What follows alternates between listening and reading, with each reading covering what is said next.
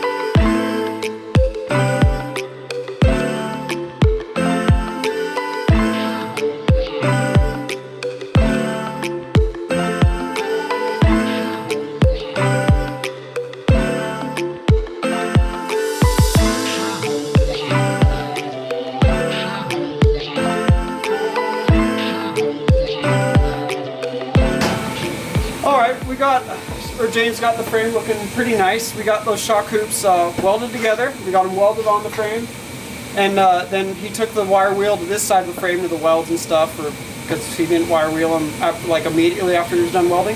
So we got that part all done, and then we're going to go ahead and acetone, and then first we'll use some red Scotch-Brite, Scotch-Brite the areas in the dome and stuff, and then we'll use some acetone to wipe up any residue that knocks off.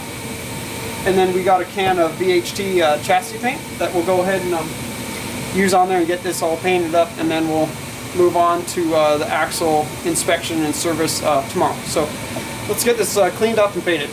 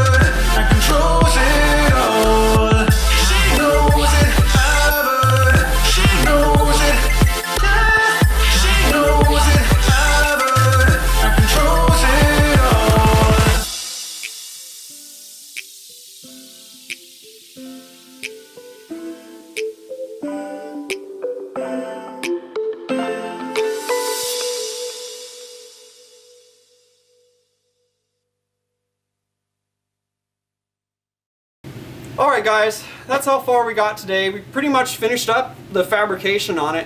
We got our shock hoops pulled off the frame, we fully welded them up, and then we Scotch-Brited the frame, and then, well, we tacked them on first, then we welded them up, and then we Scotch-Brited the frame, and we cleaned it with some acetone afterwards.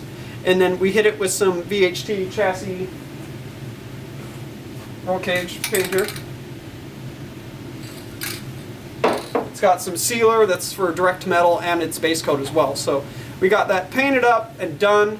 So in the next episode here, we can move on to taking apart the front axle. We're going to inspect the brake calipers and the brake rotors. The driver's side one is frozen. So Eric that brought it in here was thinking it was maybe the wheel bearing that was making it hot. We're thinking, well, this caliper's frozen. That's probably why. So we'll replace the calipers, get new brake rotors, and then repack the bearings while we're in there. But if we got to change out the hubs and put new brake rotors on it, we have to put new races in anyways, the way these Kingpin Dana 60s work. So we'll get into that tomorrow, and we'll figure out what parts we have to replace. But we're just going to tear into it, so that way we know the part numbers and all that, and then we can know whatever pieces we have to replace. We'll just run over to Napa. They have Dana 60 parts in stock. So we'll catch you guys then. Thanks for watching today, guys. Thanks for your constant support. As always, please drop a comment in the comment box. Let us know what you guys think of it. We think it looks really cool, these Cougar House Fab frame plates and these shock hoops here. And then you guys know the spiel. You like Cougar House Garage, you like what we do, check us out at cougarhousegarage.com. Check out our Facebook and our Instagram. Follow along with all the crazy projects there, guys. And we'll catch you guys tomorrow.